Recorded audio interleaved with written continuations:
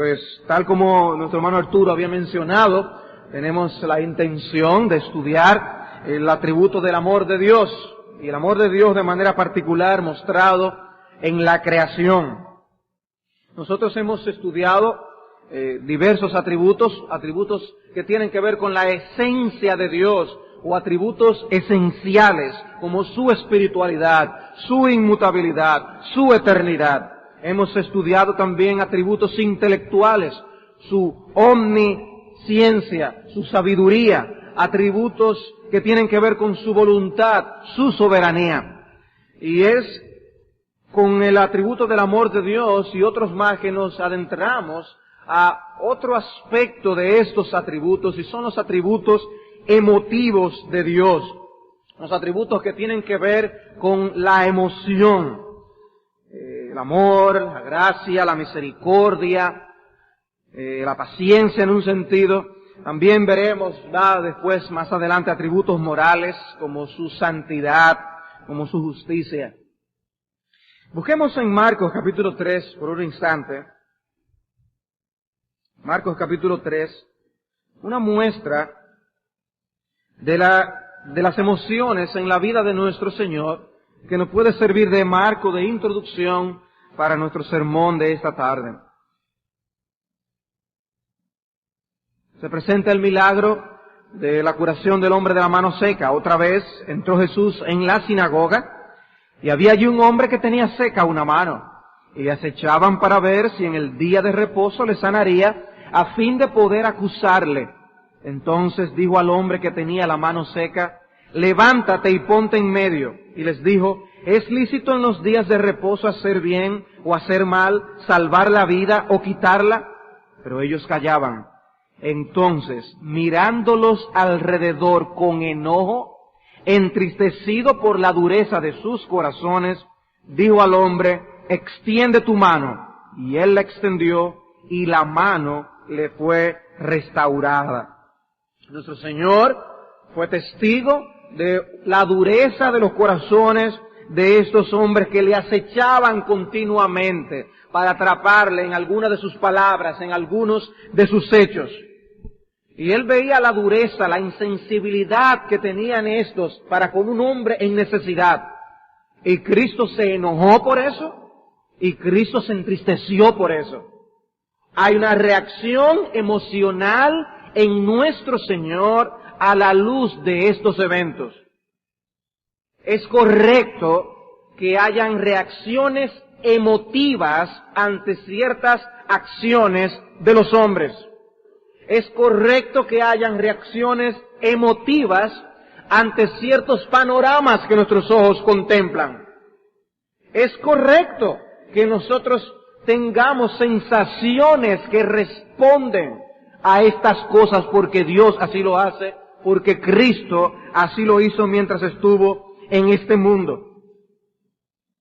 Era Benjamin Warfield que escribiera sobre este pasaje de manera particular durante el tiempo del Instituto Bíblico Logos. Una de las lecturas requeridas era leer uno de los capítulos del libro La persona y la obra de Jesucristo de Benjamin Warfield.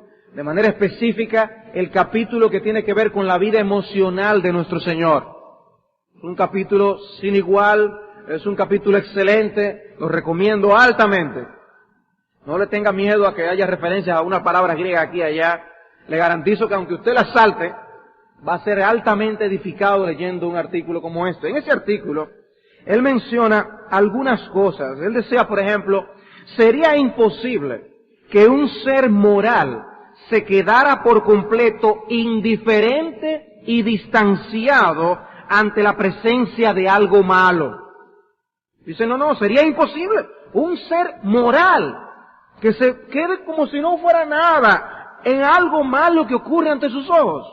Dice él precisamente, con la expresión un ser moral, indicamos un ser que percibe la diferencia entre el bien y el mal, por eso es moral, y reacciona de modo apropiado ante uno y otro. Los sentimientos de indignación y de ira, por tanto, pertenecen a la misma expresión de un ser moral como tal y no pueden estar ausentes en él ante la presencia de lo malo. De manera que Cristo, ante esta actitud de estos fariseos, ante estos críticos, Él no puede permanecer indiferente ante la dureza de corazón de estos hombres. Él reacciona en tristeza y en indignación, apropiadamente, porque Él es moral. Sigue Él diciendo, la insensibilidad que mostraron los judíos hacia el sufrimiento humano a causa de su tendencia a anteponer la integridad del ritual a los sentimientos de humanidad, llenó a Jesús de airada indignación.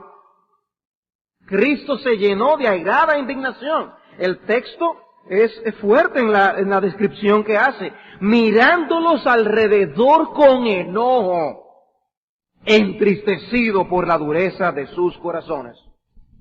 Y salta la pregunta, ¿cómo reaccionamos nosotros ante situaciones semejantes? Y esto nos introduce en el tema de las emociones en Dios. Y lo primero que yo quiero hacer es tomar la primera parte del sermón a estudiar, decir algo con respecto a las emociones en Dios. La emotividad de Dios. Dios tiene emociones. Dios tiene reacciones. Dios es sensible. Dios experimenta sensaciones puras, reguladas por principio, controladas por su mente y la ley que Él mismo ha dado, pero Él siente afectos. Y esos afectos, tales como los que en un sentido nosotros sentimos. Y los que nosotros sentimos son un reflejo de lo que Dios es, porque estamos hechos a la imagen de Dios. En nosotros claramente con el pecado. Y hay razones que levantan emociones que son equivocadas. Por eso nosotros, como enfatizaré al final, debemos tener el esfuerzo de imitar a Dios en sus emociones. De imitar a Dios en sus emociones.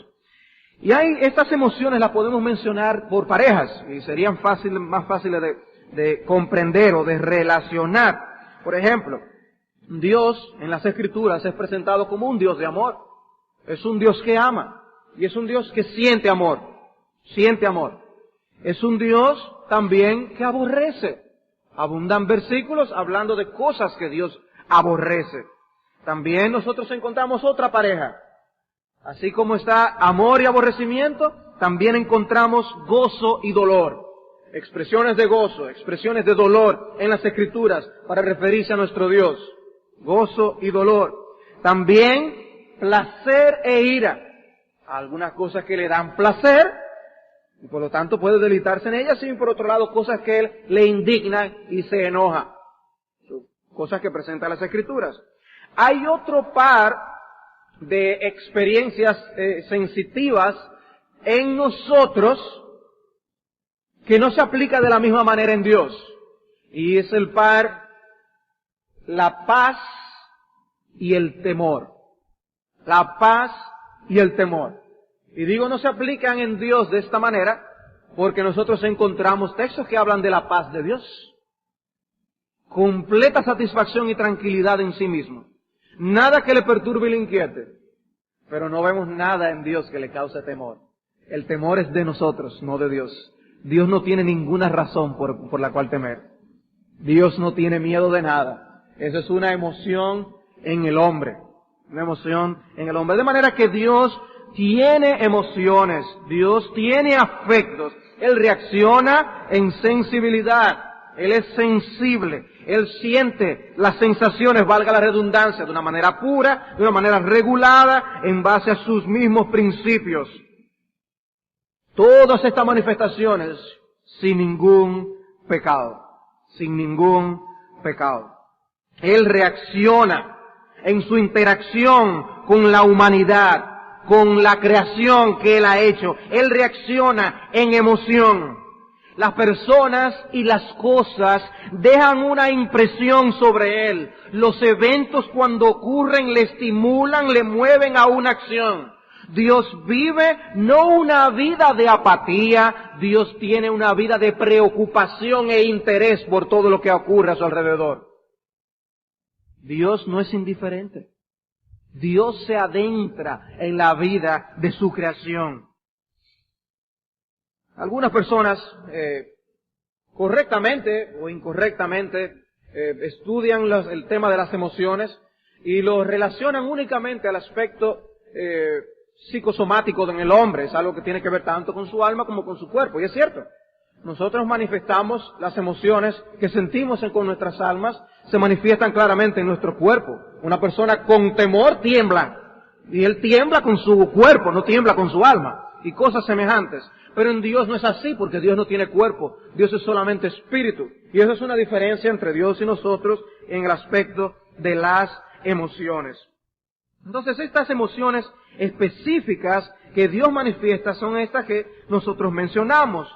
Amor, aborrecimiento, gozo, dolor, placer, ira y paz. Son cosas que las Escrituras muestran que Dios experimenta en sus emociones. Él no cambia por el hecho de sentir estas cosas. Que Él experimente sensaciones y tenga afectos no significa que Dios es mutable. No. Él es inmutable. Pero Él es consecuente con aquellas cosas que le dan placer. Es consecuente con aquellas cosas que le dan tristeza. Siempre es el mismo en ese sentido, pero sus reacciones son individuales. Por eso Él se goza con un pecador que se arrepiente. Él reacciona cuando hay un pecador que se arrepiente. Hay gozo en el cielo. Dios se goza con eso. O sea, no es que Él sintió un gozo general. No, es un gozo particular. Cada vez que un alma de las que Él escogió de antes de la fundación del mundo, no es una sorpresa para Él, pero cada vez que un alma se arrepiente, Él se goza. Él se goza. Eso es de Dios. Es parte de su carácter y por eso al estudiar los atributos de Dios, nosotros consideramos este aspecto. ¿Cuáles versículos podemos brindar para ver estas emociones en Dios? Vamos a ver algunos de ellos. Génesis capítulo 6, versículo 6. Génesis 6, 6.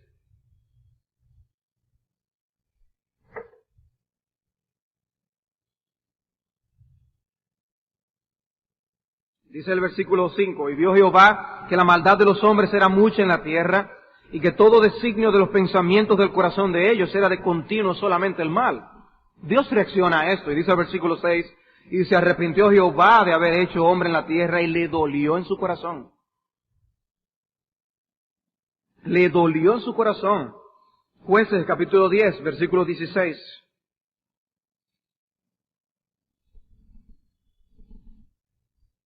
Jueces 10, 16.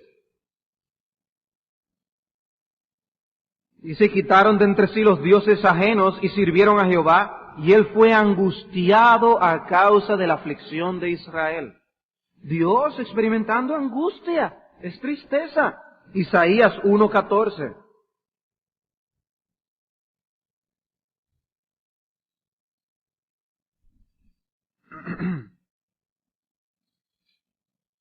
Dice, vuestras lunas nuevas y vuestras fiestas solemnes las tiene aborrecidas mi alma. Me son gravosas, cansado estoy de soportarlas. Hay una reacción en Dios ante la actitud que mostraba el pueblo en su adoración. Dice, yo no acepto eso yo lo aborrezco.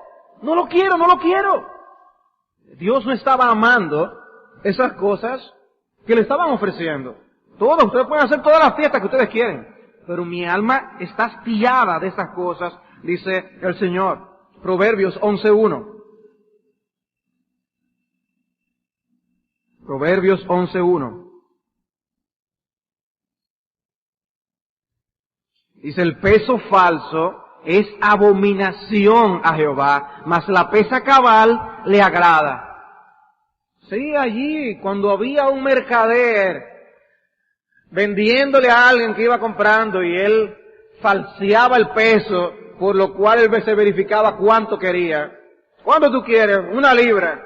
Sí, pero lo que tenía para comparar eso no tenía 1 libra, tenía menos de 1 libra. Cuando eso pasaba para engañar al pueblo, dice, eso era una abominación a Dios. Dios, desde su santo trono, mira ese tipo de negocios y Dios se indigna. Dios reacciona ante el abuso y la explotación. Dios reacciona. Dios no es indiferente a esas cosas. Por eso nosotros encontramos pasajes que nos hablan cómo la sangre de fulano habló hasta los cielos. Dios escucha estas cosas. Cuando hay un crimen, Dios es justo desde los cielos. Él no es indiferente a estas cosas. Sin embargo, dice, la pesa cabal le agrada. A lo mejor hay alguien que no es noticia. Y a lo mejor no se hace de tanto dinero porque hace las cosas como son. Y tiene su pesa cabal. No tiene ningún arreglo para que el peso dé tanto ni aquello. Todo como es. Y Dios mira desde el cielo. Y Dios se complace con esa persona. Dios se deleita, lo disfruta cuando Dios ve eso desde los cielos. Y eso es una reacción emotiva en Dios. Es una reacción emocional. En el capítulo 12, allí mismo, en el versículo 22, usa otro tipo de contraste. Los labios mentirosos son abominación a Jehová, pero los que hacen verdad son su contentamiento. Dios oye la mentira. Eso es una abominación para Él. Pero cuando ve a alguien diciendo la verdad, eso es un gozo. Y en ese sentido, niños, es muy importante que ustedes oigan esto. Dios aborrece la mentira. Y ustedes pueden pensar que nadie más sabe lo que ustedes están diciendo y que no es verdad lo que le están diciendo. Y es una mentirita al profesor, al papá, al amiguito. Dios ve eso desde el cielo y Dios aborrece que ustedes digan mentiras. Pero cuando ustedes dicen, es verdad, yo hice esto y esto, y admiten la falta que cometieron, aunque venga una pela por esto, dice aquí, el que dice la verdad es un contentamiento para Dios. Dios se goza en que cada quien asuma responsabilidades y diga la verdad. Dios se deleita en esto. En el Salmo 5, versículo 5. Salmos 5:5. Noten, dicen, los insensatos no estarán delante de tus ojos. Aborreces a todos los que hacen iniquidad. En un sentido, vamos a ver cómo Dios ama y aborrece al mismo tiempo a los impíos. Ama y aborrece. La Biblia habla de las dos cosas. Hay un sentido en el que Dios no se complace. No es un deleite el impío para Dios. Pues hermanos, estos son una pequeña lista de cómo las Escrituras nos muestran la vida emotiva de nuestro Dios, cómo Dios tiene emociones en su carácter y en sus atributos. Y esto ha sido recogido de alguna manera por teólogos que hablan de estas cosas. Y como una muestra, esas citas que yo les daba de Benjamin Warfield. Pero él, en uno de sus sermones acerca de Juan 3:16, él tiene un sermón que habla del amor inconmensurable de Dios. Allí Warfield denuncia la falsa doctrina o la falsa enseñanza que tenían los filósofos de que Dios es alguien inmovible, Dios no se puede mover, el que no se mueve. Ciertamente Él es la causa inmovible en el sentido de que nada externamente puede crear a Dios en un sentido, de que Él es soberano y no es por el impulso de nada lo que Él hace. Pero eso negaría, si Dios es un Dios inconmovible, que no se mueve, negaría también la enseñanza clara de las Escrituras de que Él reacciona ante los eventos de los hombres, ante las cosas que hay en el mundo. Dios tiene reacciones emotivas y eso no elimina de su grandeza, de su majestad, de su inmutabilidad. En nada. Dios es un ser moral, que distingue el bien y el mal, y disfruta el bien y aborrece el mal. Dios es un ser moral. Bien, una de estas emociones, de su emoción, despliegue de sus emociones es el amor. El amor. Y mencionamos el amor, y quizás en la mente de algunos de ustedes inmediatamente dirá, pero pastor, y no hemos dicho anteriormente, no hemos oído que el amor no es una emoción, el amor es una actitud o que el amor es una acción. Sí. Y entonces, ¿por qué también dice que es una emoción? Porque también lo es.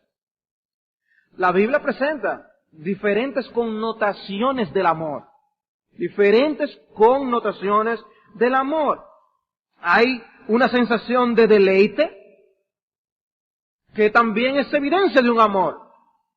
Cuando un enamorado le dice a la enamorada, yo te amo, eso no es yo quiero comprometerme contigo a hacerte bien durante toda mi vida y yo voy a ser responsable delante de ti. ¿Eso es lo que quiere decir? No. Hay una emoción envuelta. Me deleita estar contigo, me gusta hablar contigo, en tu presencia es un gozo. Yo quiero estar contigo. Hay deleite también en la descripción bíblica de lo que es el amor. Ahora sí, hay una connotación de acción, hay una connotación de actitud. Cuando Dios habla de que debemos amar a nuestros enemigos, Dios no nos está mandando a deleitarnos en nuestros enemigos. No es eso lo que nos está mandando, sino a tomar acciones de bondad. En ese sentido es que decimos que el amor quiere el bien del otro. Y le hacemos bien, sea ese alguien que me agrada o que no me agrada. Debemos hacer bien. Y Dios es un ejemplo en eso, en su amor. Dios es un ejemplo para nosotros en ese aspecto. Hay un aspecto de unión voluntaria con el objeto amado. Unión voluntaria con el objeto amado, con el amor.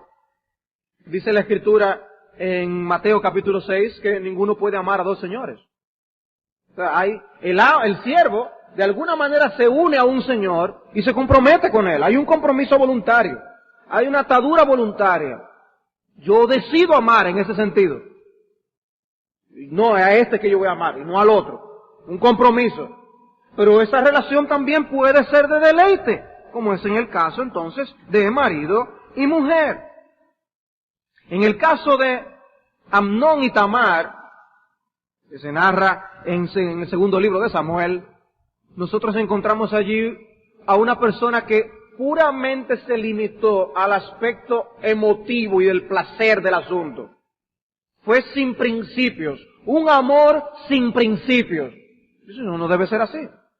Debe ser regulado por principios, de manera que puede ser un amor que no sea guiado por la mente y por la razón. Y eso está fuera de lugar. El amor de Dios siempre es una expresión correcta, una manifestación correcta, sea en el aspecto emotivo, sea en el aspecto de compromiso en hacer bien. Dios es un ejemplo para nosotros en todo aspecto de lo que es amar. Y nosotros debemos amar a Dios, dice la Escritura. Debemos amar a Dios. Cuando le cantábamos a Dios, ¿cuánto te amo? ¿Cuánto te amo? Dios quiere que le amemos. Y Dios quiere que le amemos, que voluntariamente nos comprometamos con Él. Ninguno puede servir a dos señores. Que Él sea nuestro Dios y nuestro único Dios, pero que también nos deleitemos en Él. Eso quiere Dios. Ese tipo de amor lo quiere Él. Que sintamos emociones por Dios, pero que a la vez haya un compromiso en nosotros querer agradar a Dios. Todas estas cosas involucradas, un corazón con todas sus fuerzas, con toda tu alma, en amar a Dios. Dios nos manda a amar al prójimo. Amar al prójimo. Y esto puede ser un prójimo que a lo mejor nosotros nunca hemos tenido relación con él. Y en algún momento dado tenemos que dar una muestra de amor en actitud, en acción. Un ejemplo, orar por un misionero que está en la India, en Pakistán. Cuando tú intercedes delante del trono de Dios por esa persona, no necesariamente porque tú amas emocionalmente a esa persona. Tú amas emocionalmente la obra de Dios y tú quieres que allá prospere. Pero tú quieres amar haciendo bien por ese hombre y por el pueblo de esa nación. Y tú oras por eso. Tú manifiestas tu amor orando por esa persona. Pero estás amando a tu prójimo. Pero puede ser también un prójimo que esté más cerca de ti. Y tú tengas relación con ese prójimo. Estás involucrado con ese prójimo. No solo hay un compromiso de hacer bien, también hay una sensibilidad emotiva, un deleite en tú hacerle bien a esas personas. Nuestro amor debe ser una manifestación de buena voluntad, en ocasiones será una manifestación de sensibilidad, el disfrute sensible. En el amor conyugal, como había mencionado, esposo y esposa sienten un deleite el uno por el otro. Están unidos voluntariamente el uno por el otro. De manera similar, Dios siente deleite en su pueblo. Disfruta. Dios, es un placer para Dios recibir la adoración de su pueblo. Por eso, hermanos, la importancia del culto de adoración. Es algo que Dios recibe con deleite. El Rey de Reyes y el Señor de Señores. O sea que a la hora de nosotros estudiar los atributos de Dios, a veces es difícil uno delimitar las cosas claramente. Por eso mencionamos el amor de Dios dentro de sus emociones. Pero aclaro, el amor tiene otras facetas. El amor tiene otras facetas, pero de alguna manera uno tiene que tratar de hacer alguna división. Se solapan muchos de estos atributos. Dios, cuando ama, manifiesta su bondad. Estudiaremos la bondad de Dios, pero es imposible para nosotros estudiar el amor de Dios sin mencionar aspectos de su bondad, aspectos de su misericordia. Porque es que su misericordia su amor es un amor misericordioso, su amor es un amor bondadoso. Se solapan estos atributos. Y a la hora de estudiar y de hacer la clasificación, no podemos encerrarlo todo. Su bondad es una manifestación de ese amor en hacer bien, no importa quién sea el otro. Por eso Dios hace bien aún a sus enemigos, aún a aquellos que están en contra suya. Eso es su bondad. Pero también Dios tiene un amor sensible, de deleite, donde se siente satisfacción en su creación, siente satisfacción en su pueblo, siente satisfacción cuando ve la justicia, la pesa cabal. Eso es parte también del amor de Dios. Por eso no será una clasificación del todo nítida siempre, cuando digamos, no, ahora solamente estamos considerando el amor, nada de acerca de la bondad. No, estamos incluyendo aspectos de la bondad de Dios. Y encontraremos versículos que al mencionar el amor de Dios hacia la creación, de manera específica mencionan su bondad, mencionan su fidelidad, mencionan su misericordia, porque todo está interrelacionado. Entonces, veamos de manera particular algo acerca del amor de Dios. Mostrar realmente en qué cosas Dios siente este amor. Obviamente, lo primero que debemos decir es que Dios siente amor de deleite por la persona de su Hijo Jesucristo. De amor de deleite en la persona de su Hijo Jesucristo. Salmo 22, versículo 8. Salmos 22, versículo 8.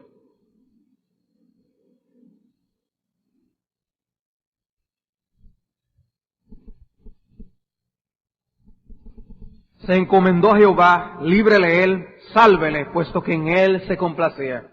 Como él decía, este es mi Hijo amado, en el cual tengo complacencia. Dios el Hijo es el objeto del deleite de Dios el Padre. El objeto de deleite de Dios el Padre. Ahora, ¿no creen ustedes que Él quiere que también nosotros nos deleitemos en Él entonces? Cristo debe ser nuestro deleite porque es el objeto de Dios el Padre. Es más, podríamos decir, el sentido de que tú estés vivo aquí y que tú hayas escuchado el mensaje de la palabra de Dios es para llevarte a Él, para llevarte a Cristo, para que tú honres al Hijo, para que tú honres al Hijo. Por eso amenaza que ellos tengan cuidado, no sea que de pronto se inflame su ira. Los que no quieran honrar al Hijo, tengan cuidado, no sea que se inflame de pronto su ira. Tú estás aquí para honrar a Dios, a honrar a Cristo, para amar a Cristo. Dios el Padre se deleita en Cristo, ¿y tú? Es el deleite, lo que disfruta Dios el Padre. Isaías 42:1. Isaías 42:1. He aquí mi siervo, yo le sostendré, mi escogido, en quien mi alma tiene contentamiento. He puesto sobre él mi espíritu, él traerá justicia a las naciones. En quien mi alma tiene contentamiento, en quien se satisface mi alma, es la descripción. Y Juan 17:24, Juan 17:24, Padre, aquellos que me has dado, quiero que donde yo estoy también ellos estén conmigo, para que vean mi gloria que me has dado, porque me has amado desde antes de la fundación del mundo. La relación entre Dios el Padre y Dios el Hijo es una relación de amor. Dios el Padre ama a Cristo y tú. El Ser Supremo del universo se deleita en Cristo y tú. Joven, el Ser Supremo del universo, lo que tú nunca jamás llegarás a ser, se deleita en Cristo. ¿Y tú? tú vas a ser tentado por el diablo a deleitarte en 20,000 cosas distintas que no satisfacen. Dios te invita a que tú tengas deleite en aquel que puede verdaderamente llenar el alma, Jesucristo. Él es la satisfacción de nuestras almas. Cualquier otra cosa dejará el alma sedienta. Si Cristo satisface a Dios el Padre, es porque Cristo satisface. Solo Cristo satisface mi transido corazón, ¿no es lo que dice el himno? Solo Cristo, solo Cristo. El deleite de Dios es nuestro deleite. Pero Dios reacciona en emoción. Los padres aquí saben de lo que estoy hablando. Cuando nosotros vemos a nuestros hijos hacer, decir ciertas cosas, habrán cosas que no serán graciosas para otros, que vean a nuestros hijos hacer algo. Pero cómo los padres sí lo disfrutan. Para nosotros sí nos llena de satisfacción. Nosotros lo gozamos, lo celebramos. Dios el Padre se deleita en su Hijo. Dios el Padre se deleita en Jesucristo. Emociones brotan de amor cuando se menciona la palabra Cristo delante de Dios el Padre. ¿Qué ustedes creen entonces que Dios siente cuando oye a toda la congregación cantando acerca de Cristo? Dios el Padre se deleita también, porque Él siente amor hacia Cristo. Amor hacia Cristo. Pues bien, estas cosas, hermanos, simplemente quería traer a modo de muestra, de introducción, a meternos a estudiar las emociones en Dios. De manera particular quisiera adentrarme a ver entonces el amor de Dios mostrado en la creación. El amor de Dios mostrado en la creación. No puedo estudiar todos los aspectos del amor de Dios, pero me gustaría estudiar el aspecto del amor de Dios en la creación y más adelante ver el aspecto de Dios, el amor de Dios en la salvación. Pero el amor de Dios en la creación, y de aquí estoy sacando material de un libro de Mark Futato llamado La creación, un testigo de la maravilla de Dios. Un libro digno de recomendar y que habla de la creación de diferentes maneras. Y una de las cosas de la que habla es cómo el amor de Dios es visto en la creación. Dios no cuida la creación, dice Mark Futato, simplemente como un sentido del deber de sostener lo que Él ha creado. La Biblia presenta a Dios como alguien que cuida la creación porque la ama. Cuida la creación porque la ama. Dios ama lo que Él hizo. Dios siente deleite en lo que Él hizo. Vayamos a Génesis capítulo 1. Génesis capítulo 1.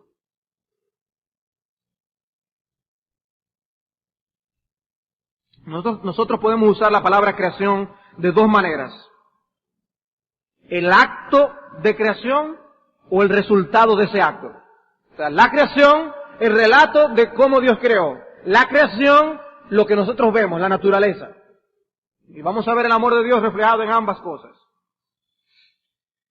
El amor de Dios podemos verlo primero en el orden que Él estableció en el acto de creación.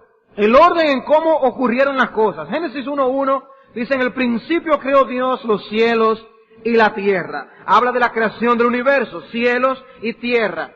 El reino invisible, el reino visible. Podemos ver allí Colosenses capítulo 1:16, sean huestes, principados, potestades, todo fue creado por Cristo, la segunda persona de la Trinidad. Luego en el versículo 2 nos encontramos con que la tierra estaba desordenada y vacía. No todo estaba en orden. Dios había creado la materia, la energía, todo lo necesario para que haya vida, pero no había el orden necesario para que la vida estuviera todavía. La tierra estaba desordenada y vacía, y en su aspecto inicial la vida era imposible. Así como estaban las cosas, es imposible la vida. Pero Dios sigue trabajando, y el texto sigue avanzando y nos describe cómo Dios hizo todo eso en 6 días. Dios creó un lugar para cada cosa y Dios puso cada cosa en su lugar. Un lugar para cada cosa y cada cosa la puso en su lugar. En los primeros 3 días de creación, Dios hizo un lugar para cada cosa. En los últimos 3 días de creación, Dios puso cada cosa en su lugar. Eso es lo que nosotros vemos aquí en el relato de Génesis. En el día número 1, Dios separó la luz de las tinieblas. En el día 2, Él separó el espacio de arriba del cielo con el espacio debajo del cielo. En el día 3, Él trajo orden separando la tierra seca, de los mares. Dios creó distintos compartimientos para la vida, que nosotros podemos ver claramente en el universo. Ahora se concentra en los últimos 3 días el trabajo de creación, poniendo cada cosa en su lugar. En el cuarto día, Dios llenó las luminarias de los cielos, el sol, la luna, las estrellas. En el quinto día llenó los mares de peces y los cielos con aves. En el sexto día Dios llenó la tierra de animales y creó al hombre como el aspecto cúlmine de su creación. Dios termina esa obra de creación, la tierra, el mar, el cielo, y todo está lleno de vida. Es como si la vida brotara en todo lo que Dios hizo. El mundo estaba lleno de vida. Así lo hizo Dios. No simplemente hizo que la vida fuera posible en la tierra y lo dejó para que la evolución se diera. Él hizo la vida y la hizo abundantemente. Dios amó la creación. E hizo un despliegue, haciéndolo todo en un orden para que la vida fuera abundante. Así lo hizo Dios. En el acto mismo de creación. Pero no solamente por el orden en que hizo las cosas, sino también porque todo lo que hizo fue bueno. Porque todo lo que hizo fue bueno. En Génesis 1 encontramos una frase que se repite 6 veces. Y vio Dios que era bueno. Y vio Dios que era bueno. Vio que era bueno, muy bueno. En el versículo 31 dice, y vio Dios todo lo que había hecho. Y aquí que era bueno en gran manera. Era bueno en gran manera. ¿Y qué significa eso de que era bueno? Que era bueno. Que cumplía su propósito, todo cumplía su propósito. Puede haber un invento muy fantástico y alguien se te acerca con un aparato sofisticado, con unas antenas que salen, unos bombillos extraños y unos botones especiales. Ajá, ¿y para qué sirve? Ah, no, yo no sé. No, pero Dios todo lo que hizo era bueno porque cumplía con un propósito específico. Cumplía el fin para el cual Dios lo diseñó. Pues en ese sentido es que es bueno. ¿Y qué nosotros encontramos? Dios vio que la luz es buena, versículo 3. Y dijo Dios, sea la luz, y fue la luz fue buena. Vio Dios que la luz era buena, versículo 4, y separó Dios la luz de las tinieblas. La luz cumplía su propósito de proveer un ambiente apropiado para la vida. Sin luz no hay vida. Y de hecho, hay textos en las Escrituras que relacionan la luz con la vida. Aún la Biblia usa la ilustración de la vida física para ilustrar enseñanzas espirituales. Dicen, tu luz veremos luz. La luz espiritual engendra vida espiritual. Esa enseñanza la tiene las Escrituras. Donde hay luz, hay vida. Pues en el mundo físico, esa es la realidad que ilustra la realidad espiritual. Pero donde hay luz, ahí es donde hay posibilidad de vida. Luz y vida están unidas en la palabra de Dios. Él unió estos dos conceptos. Sin luz no existe la vida. La luz es buena porque cumple su propósito de aupar la vida en el universo. Dios vio que la separación de la tierra del mar también fue buena. Versículo 10. Llamó Dios a lo seco tierra y a la reunión de las aguas llamó mares. Y vio Dios que era bueno. Bueno, adecuado. El mar para la vida acuática, para los peces. La tierra para las plantas, para los animales, para el hombre. Era bueno. Eso que Dios hizo era adecuado para sus propósitos y sus fines. Dios vio que la vegetación era buena. Versículo 12. Produjo pues la tierra hierba verde, hierba que da semilla según su naturaleza, y árbol que da fruto y cuya semilla está en él según su género. Y vio Dios que era bueno. Lo que produjo la tierra. Piensa en tu fruta favorita, piensa en tu ensalada favorita, tu vegetal favorito. Dios lo hizo bueno para que cumpliera su propósito. Dios lo hizo así. Era adecuado para alimentarnos. El versículo 29 dice aquí que os he dado toda planta que da semilla, que está sobre la tierra, y todo árbol que hay fruto y que da semilla, os serán para comer. Para comer. Todas las plantas. O sea, si nos limitamos a la semilla de por sí, en sí misma, ¿te gusta la semilla de cajuil? Eso lo hizo Dios. Eso lo hizo Dios. Así, ese sabor que te gusta, lo hizo Dios. Porque Dios pudo haber hecho que todas las semillas tuvieran el mismo sabor. No, pero la semilla de girasol sabe diferente. Y el maní sabe diferente. La semilla de Brasil sabe diferente. La almendra sabe diferente. ¡Qué variedad! ¡Qué variedad! Póngase a pensar en eso. La próxima vez que usted se está comiendo una fruta, un vegetal, una semilla, ¿de dónde sale eso? Bueno, Dios lo hizo. Ahora, Dios hizo de tal manera que eso sembrado en la tierra, trae una semillita así, las ponen en la tierra, y se da una mata grandísima, con unas frutas grandísimas. ¿Y de dónde salió eso? De la tierra. De la tierra. De esos minerales que hay ahí en la tierra, de ahí fue sacando y agua con esos minerales y todo eso se va mezclando.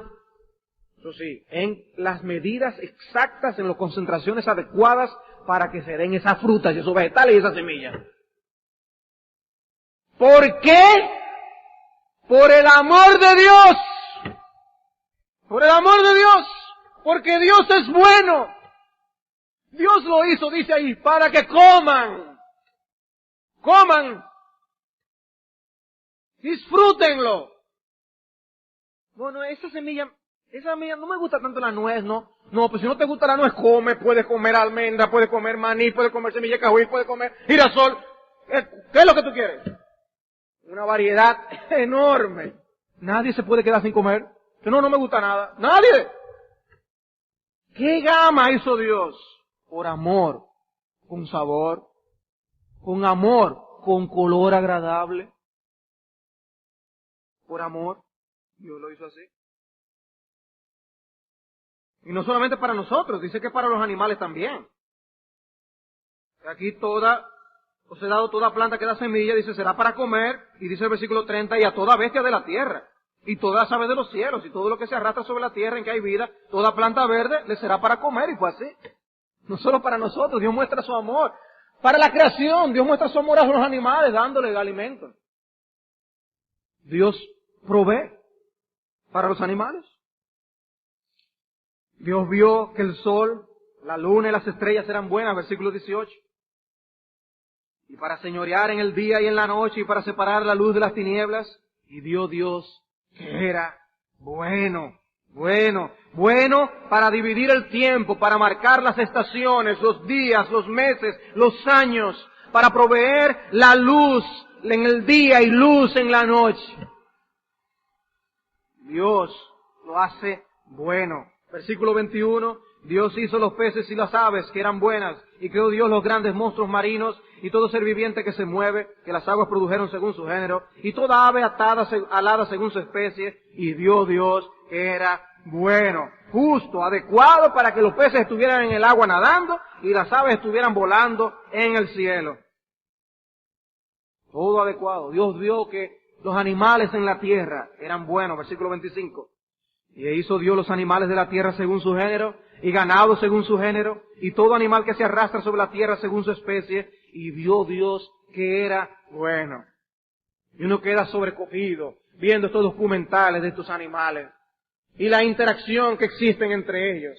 A veces entre un insecto y un animal grande, un animal enorme. Hay una interrelación biológica importantísima.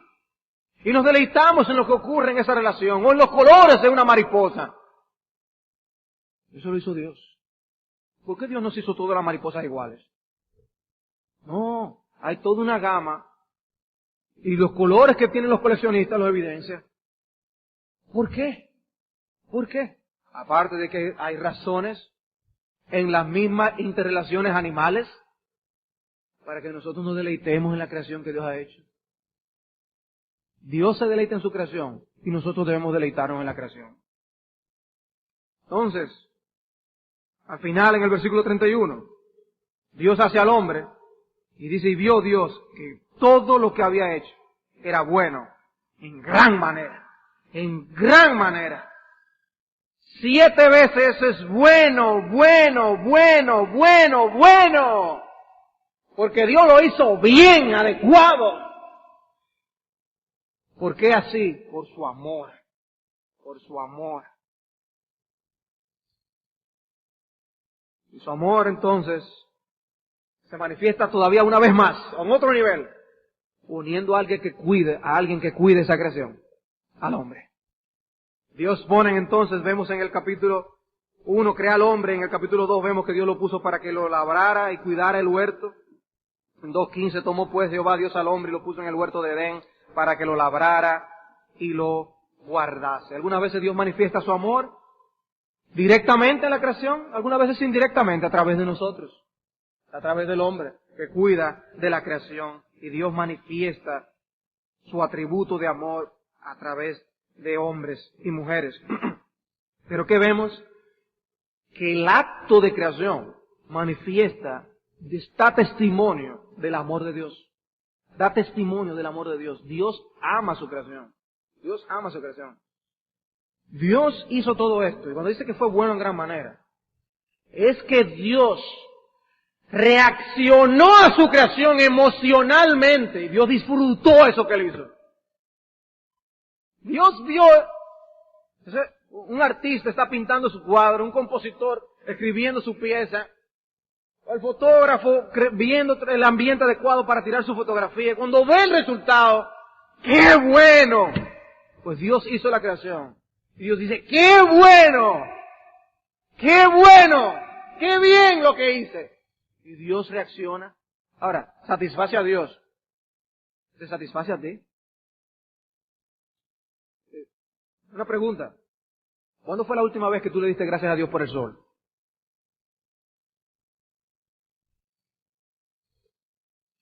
Cuando uno se pasa una semana sin ver el sol, a uno le hace falta.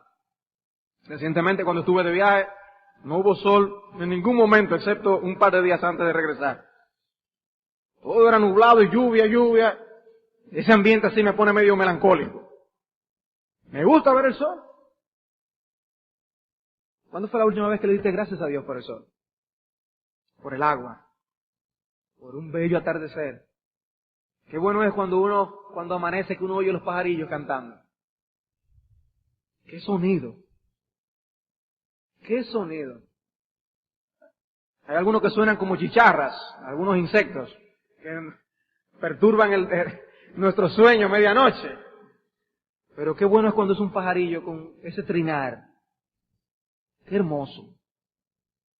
Tú le das gracias a Dios por eso, te deleitas en estas cosas. O la vida está pasando tan rápido delante de tus ojos que tú no aprecias aquellas cosas en las que Dios se deleita. Dios se deleita en esas cosas. Dios tiene tiempo para contemplar esas cosas y disfrutarlas. Nosotros debemos tener tiempo para hacerlo. Las Escrituras están llenas de expresiones de los hijos de Dios contemplando su creación y dándole gracias a Dios.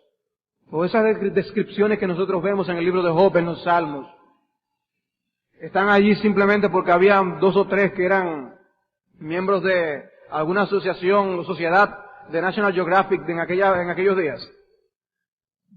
Eso que les gustan eso, internarse en alguna selva. No. Es que nosotros debemos apreciar la creación que Dios ha hecho. Y amarlo. Dios ama su creación. Pero no solamente Dios muestra su amor en el acto de creación. Dios manifiesta su amor en la creación en sí. En la creación en sí. Pero veamos un aspecto que podría ser hasta contradictorio. El amor de Dios en el diluvio. El amor de Dios hacia su creación en el diluvio. Porque vamos a ver que Dios la preservó para que siguiera su creación. Dios estaba comprometido con su creación y manifestó su amor. Parecería extraño. Dice en Génesis 6:7. Y dijo Jehová, raeré de sobre la faz de la tierra a los hombres que he creado, desde el hombre hasta la bestia y hasta el reptil y las aves del cielo, pues me arrepiento de haberlos hecho. Dice, ya, se acabó. Pero aún en medio del diluvio nosotros vemos el amor de Dios preservando al mundo y preservando la vida, preservando a Noé y su familia. Dios amó a Noé y a su familia de manera especial. Dice el versículo 8, Noé halló gracia ante los ojos de Jehová. Y Dios amó al hombre amando a Noé. Dios no destruyó la raza humana. Pregunta, ¿Podía Dios haber acabado con el mundo que existía y haber hecho otro? Y 10 más si quería.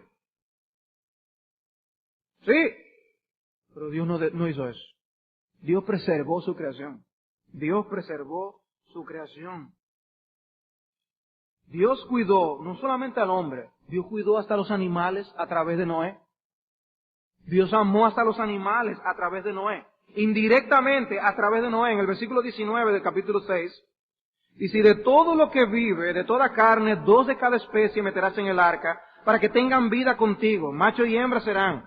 De las aves según su especie, de las bestias según su especie, de todo reptil de la tierra según su especie, 2 de cada especie entrarán contigo para que tengan vida. Y toma contigo de todo alimento que se come y almacénalo y servirá de sustento para ti. ¿Y qué dice? Y para ellos. Dios se preocupó por esos animales. Por eso, niños, cuando vuestros padres están enseñándole a ustedes a cuidar a los animales y ser responsables con ellos, no es otra cosa que lo mismo que Dios hace cuando Dios cuida de toda su creación. Deben aprender a cuidar y a ser buenos con los animales. Es una actitud equivocada no cuidar a los animales. Dios los cuida. Dios tomó cuidado de que Noé tuviera suficiente alimento, no solo para ellos, sino también para los animales que había allá adentro. Ahora, hermanos, si Dios no hubiera tomado esta decisión, nosotros no estuviéramos comiendo pollo hoy. ¿No? Ni cualquier otra cosa que tú quisieras, no tuviéramos. Dios hizo previsión en este aspecto. Dios hizo que preservaran macho, hembra de cada especie para que se reprodujeran después del diluvio, para que la tierra estuviera de nuevo después del diluvio llena de vida. Llena de vida. Y Dios le dio instrucciones a Noé al respecto. En el versículo 22 dice que Noé lo hizo así conforme a todo lo que Dios mandó y Dios actuó, salvó. En el capítulo 8, versículo 22, dice, mientras la tierra permanezca, no cesarán la sementera y la siega, el frío y el calor, el verano y el invierno, y el día y la noche. Dice alguien, esto parece como una especie de poema. Un poema donde Dios se garantiza preservar la tierra, eso es lo que está diciendo. Y lo pone por parejas. Habla de sementera y la siega, frío y calor, verano e invierno, día y noche. Lo podemos ver en relación como una especie de X cruzados. ¿Cuándo es el tiempo de la sementera? El invierno, donde se colocaban el tiempo para colocar las semillas. O sea que la sementera se relaciona con la palabra invierno de la tercer grupo. La siega, ¿cuándo es? En el verano. Luego tenemos el frío, ¿cuándo es? Durante la noche. Y el calor, ¿cuándo es? Durante el día. Lo que Dios está aquí garantizando de una manera simbólica, visible, que Dios iba a preservar los tiempos, Dios iba a preservar la tierra. El mundo iba a seguir su curso y la vida iba a llenar el mundo otra vez. Dios manifestó su amor, preservando al hombre, preservando los animales, haciendo surgir vida verde otra vez después del diluvio. Como dice el autor Futato, Dios no solo no hace basura, en su ocasión Él no hace basura, Él tampoco tira la basura lo que Él ha hecho. Dios no hace basura, pero tampoco echa la basura lo que Él hizo. Él no agarró y tiró la tierra en un zapacón. Él cuidó su tierra. La preservó aún después, en medio del diluvio. Pero nosotros podemos ver el amor de Dios en su creación, aún ahora mismo. Aún ahora mismo. Él sostiene todo lo que Él ha hecho. Tenemos allí el texto en Hebreos 3.1, Colosenses 1.17. Cristo sostiene su universo. Sostiene su universo. También Él provee para todo lo que Él ha hecho. Dios provee el sol, como yo les decía. Dios provee la lluvia. Dice la Escritura en Mateo capítulo 5, versículos 44 y 45, que Dios ama aún a sus enemigos. ¿Y qué les hace? Les envía sol y les envía lluvia. Les envía sol y les envía lluvia. El Salmo 147, versículos 8 y 9, dice que Él cubre el cielo con las nubes. Él envía la tierra que baña la grama y que la vemos por las colinas descender y alimenta el ganado. Dios hace eso. Dios provee para las necesidades. Dios provee de comida para cada una de sus criaturas. Y de manera específica nosotros vemos cómo Cristo menciona a las aves, que Dios las alimenta. Dios alimenta a las aves. Ahora, ellos tienen capacidad para volar, tienen vista para ver los gusanos, tienen un pico adecuado para cogerlo, y son rápidos para ir y buscan su comida. Pero dice la Biblia que es Dios que se lo da. Sí, están hechos con todas las habilidades para conseguir los gusanos, pero Dios es el que se lo da. Dios, dice la Escritura, que se lo da. ¿Por qué? Porque Dios es un Dios personal que tiene que ver con el mundo que Él hizo. Dios se mete en su creación y Él sabe todo lo que pasa aquí. Y Él está interesado. Nosotros no somos deístas. No decimos que Dios hizo esto, le dio cuerda como un reloj y lo dejó. No, Dios está metido aquí y a cada ave sabe cuál es su comida. Es un Dios cercano. Y Dios llenó el mundo con vida. Vida en abundancia. Dice que la Escritura en Hechos 17:28 que en Dios vivimos, nos movemos y somos. Respiramos y estamos vivos aquí hoy porque Dios nos dio la vida. Eso es muestra de su amor. Dios no estaba obligado a eso. Su amor. A modo de aplicación, hermanos, solo dos cosas. En primer lugar, aprendemos algo del hecho de que Dios tiene emociones. Aprendemos algo del hecho de que Dios tiene emociones. Dios debe ser nuestro modelo acerca del empleo de nuestras emociones. Debemos deleitarnos en lo que Él se deleita. Deberíamos entristecernos por lo que Él se entristece. Dice la Escritura en Efesios 4:30, no contristéis al Espíritu Santo. El Espíritu se entristece con algunas de nuestras conductas, con algunas actitudes. La Escritura nos pide que no contristemos al Espíritu, debemos esforzarnos en no dar ocasión de tristeza a nuestro Señor. ¿Cómo podemos hacer eso? Haciendo lo que a Él le agrada. Preguntándonos siempre si lo que yo voy a hacer es de su agrado. Debe importarme qué piensa Dios de lo que yo hago, de lo que yo digo, de lo que yo pienso. Teniendo pendiente aquello que le es motivo de dolor para evitarlo. Debemos indignarnos con aquellas cosas por las que Dios se indigna. Ser sensibles a aquellas cosas ante las que Él es sensible. Debemos ser así, hermanos. Aprendemos también que no podemos ser manejados y controlados por las emociones. Dios nos emociona tanto y tanto que olvida todo lo que Él ha dicho en su palabra. No. Actúa siempre con justicia. Vemos a Dios en pleno control de ellas por principio. En segundo lugar, no solo aprendemos algo del hecho de que Dios tiene emociones, aprendemos algo del amor de Dios manifestado en la creación. Aprendemos que Dios ama su creación, que nosotros también debemos amarla. Nosotros esperamos el cielo, pero nosotros no esperamos el cielo de tal manera que descuidamos este mundo.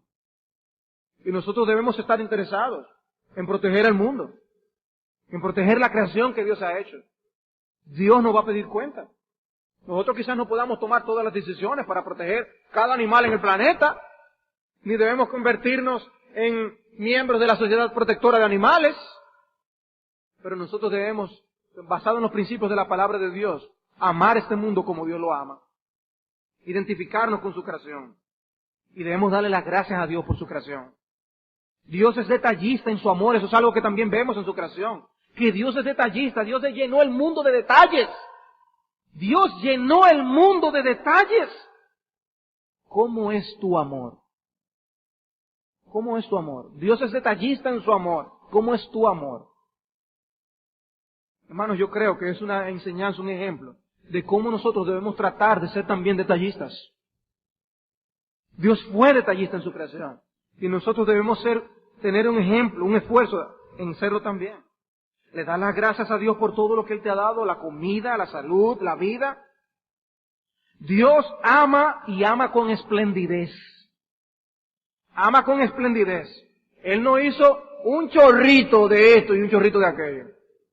Nosotros vemos la creación, eso es increíble. Y algunas fotos nos sobrecogen, nos sacan el aliento de algunas partes del mundo en la belleza que tienen. Dios es espléndido. Dios ha hecho una creación maravillosa. Debemos darle gloria a su nombre. Y eso entonces nos pone una pregunta a nosotros. ¿Te das a ti mismo abundantemente a los demás? Dios fue espléndido. ¿Tú te das a otros con esplendidez? Son preguntas que debemos hacernos al meditar en el amor de Dios. Y eso es hablando del amor de Dios manifestado en la creación. ¿Y qué si hablamos del amor de Dios en la salvación? Ese será nuestro próximo tema. Vamos a orar.